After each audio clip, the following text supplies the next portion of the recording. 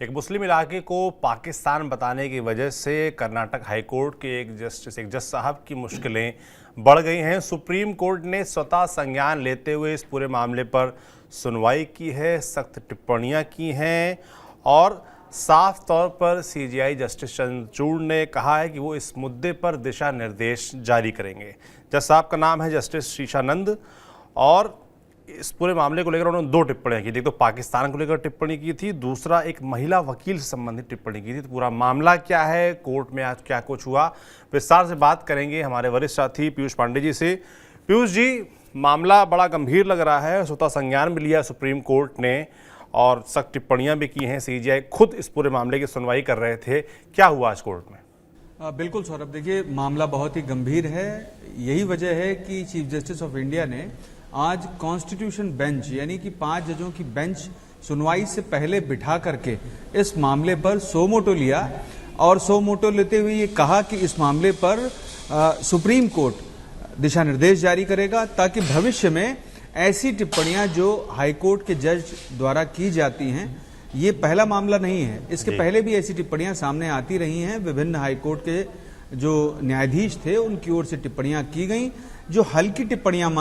आंकी जाती हैं। यानी कि टिप्पणी आप कर सकते हैं लेकिन ऑब्जर्वेशन ऐसा होना चाहिए जो जज के मानक के अनुरूप हो, उसके पद के अनुरूप हो। ऐसा ना हो कि आप किसी के निजी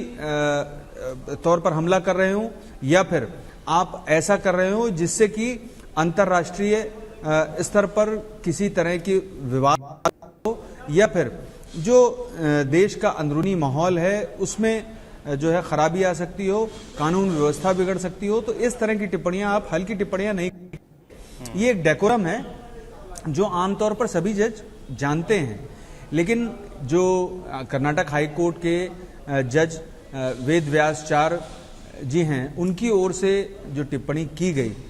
वेद व्यासाचार्य शीशानंद उनका पूरा नाम है, उनकी ओर से जो टिप्पणी की गई वो बेसिकली बैंगलोर के एक इलाके को लेकर के की गई और उसमें ये कहा गया कि चूंकि वो मुस्लिम बाहुल्य इलाका है तो उनकी ओर से ये इंगित किया गया कि वो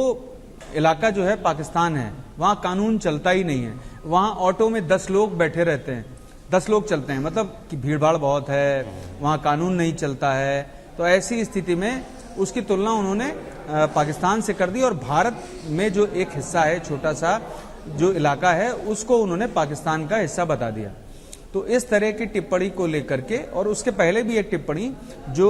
महिला वकील को लेकर के की गई थी वो और भी विवादित टिप्पणी है, उसको लेकर के पहले जो सुप्रीम कोर्ट के कई सीनियर एडवोकेट हैं, महिला वकील हैं, वो बाकायदे इस पर सोशल मीडिया पर उनकी भत्सरना कर चुके हैं और इसके अलावा चीफ जस्टिस ऑफ इंडिया से शिकायत भी कर चुके हैं। तो ये स्थितियां थी जिसके चलते सुप्रीम कोर्ट ने आज जजेस बेंच जो chief justice of India head कर रहे थे उस पर उन्होंने ये कहा कि इस मामले में वो दिशा निर्देश जारी करेंगे और अटॉर्नी जनरल उस समय कोर्ट में मौजूद थे। अटॉर्नी जनरल से कहा कि आप इस मामले में जो दिशा निर्देश तय किए जाएंगे उसको लेकर के मेरी सहायता करेंगे, इस बेंच की सहायता करेंगे। और सॉलिसिटर जनरल यानी कि केंद्र सरकार के जो सबसे बड़े वकील हैं सॉलिसिटर जनरल और जो भारत के सबसे बड़े कानूनविद माने जाते हैं और कानून के मामले में संसद को भी सलाह देते हैं, अटॉर्नी जनरल, उनसे भी सुप्रीम कोर्ट इस मामले पर सलाह लेगी और उसके आधार पर दिशा निर्देश तय करेगी कि चूंकि ये बहुत बड़ा मसला है, अभिव्यक्ति की स्वतंत्रता सभी को है, सभी को, यानी कि चाहे जज हो या मैं हूं या पुलिसकर्मी है या फिर कोई सामान्य व्यक्ति है, सड़क पर चलने वाला व्यक्ति है या कोई भी व्यक्ति, मतलब राष्ट्रपति से लेकर के एक परचून की दुकान रखने वाला भी अभिव्यक्ति की स्वतंत्रता का अधिकार इस देश में रखता है। और ऐसी उस पर किस तरह से दिशा निर्देश जारी किए जाएंगे इस पर सुप्रीम कोर्ट विचार करेगा अगले बुधवार से। और बात यह है कि आप ये देखते होंगे आमतौर पर कि सरकार ने भी कई पैरामीटर्स तय कर रखे हैं कि मान लीजिए सेना के जवान हैं या पैरामिलिट्री फोर्सेस के जवान हैं तो उन्हें एक्सटेंट तक बोलने की आजादी है और किस एक्सटेंट तक सोशल मीडिया पर रहने की आजादी है। क्योंकि आमतौर पर होता यह है कि सोशल मीडिया का वो टूल की तरह उपयोग करने लगते हैं सरकार के खिलाफ कई मौकों पर। तो इसके मद्देनजर ये सारे पैरामीटर्स तय किए गए थे, मानक तय किए गए थे, और इसी तरह से शायद सुप्रीम कोर्ट भी इस मामले में मानक तय करेगा, दिशा निर्देश देगा कि आप किस हद तक अपनी टिप्पणियां दे सकते हैं जो निजी स्तर की नहीं होंगी, किसी पर निजी आक्षेप नहीं लगाती होंगी, या फिर उससे कानून व्यवस्था खराब नहीं होती होगी, हल्की टिप्पणी नहीं होगी, वो किसी के चरित्र का हनन नहीं करती होगी, इस तरह की। तो इस तरह की जो हल्की टिप्पणियां उन पर सुप्रीम कोर्ट दिशा निर्देश जारी करके एक नियम तय कर देगा कि क्या एक सीमा रेखा है जिसके तहत जो जजेस हैं पूरे देश भर के, खासतौर पर हायर जुडिशरी के जज हैं, जिनके एक टिप्पणी पर पूरी की पूरी मीडिया जो है वो हावी हो जाती है, और कई बार देश भर में सरकार और जो संस्थाएं हैं उनको लेकर के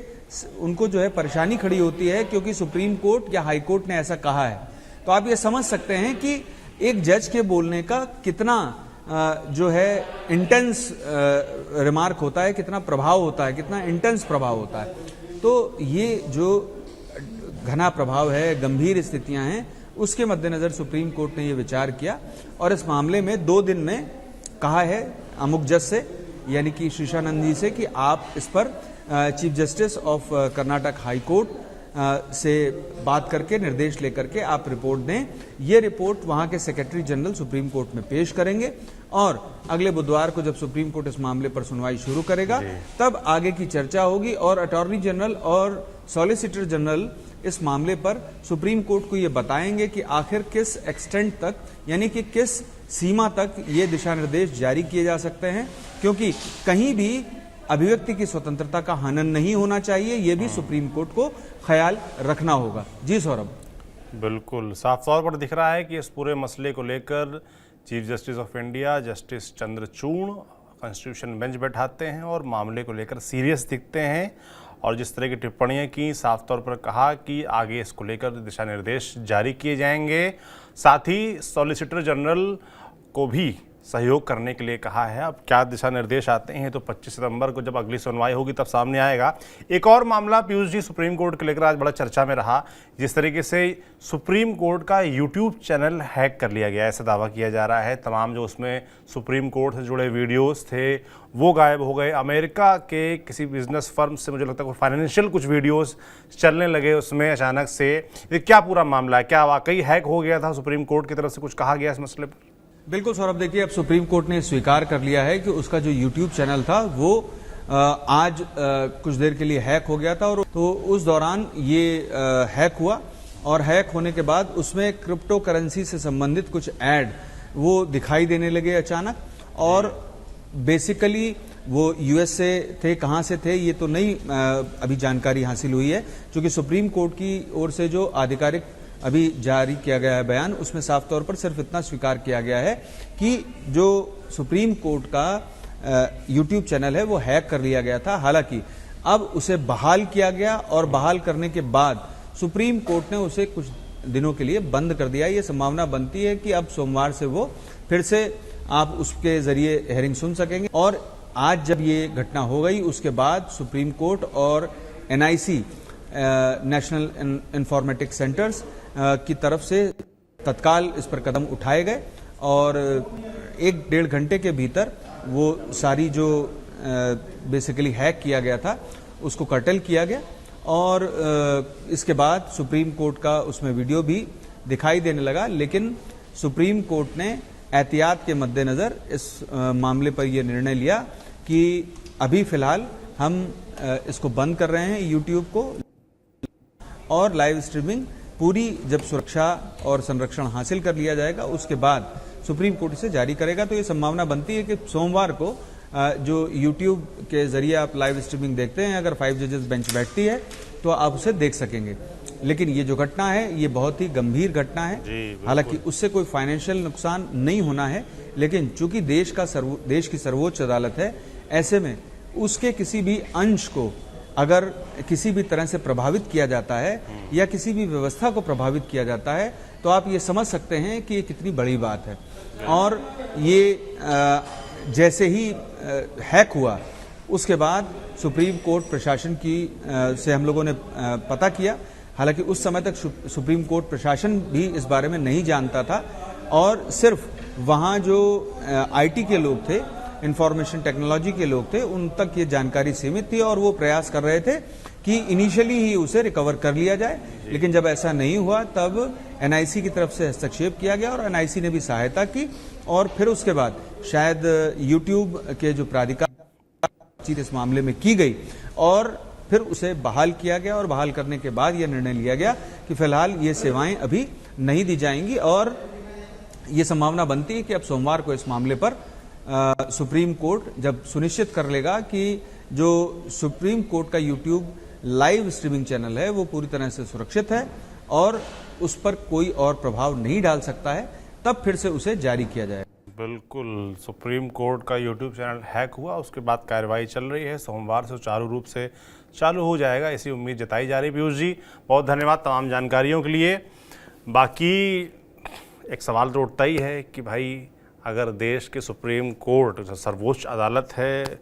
उसी का चैनल हैक हो जा रहा है तो फिर तो मामला बड़ा गंभीर है। जाहिर सी बात है कि चिंता होनी चाहिए इस पूरे विषय को लेकर। बाकी सोमवार को चैनल चालू होगा ऐसी उम्मीद जताई जा रही है।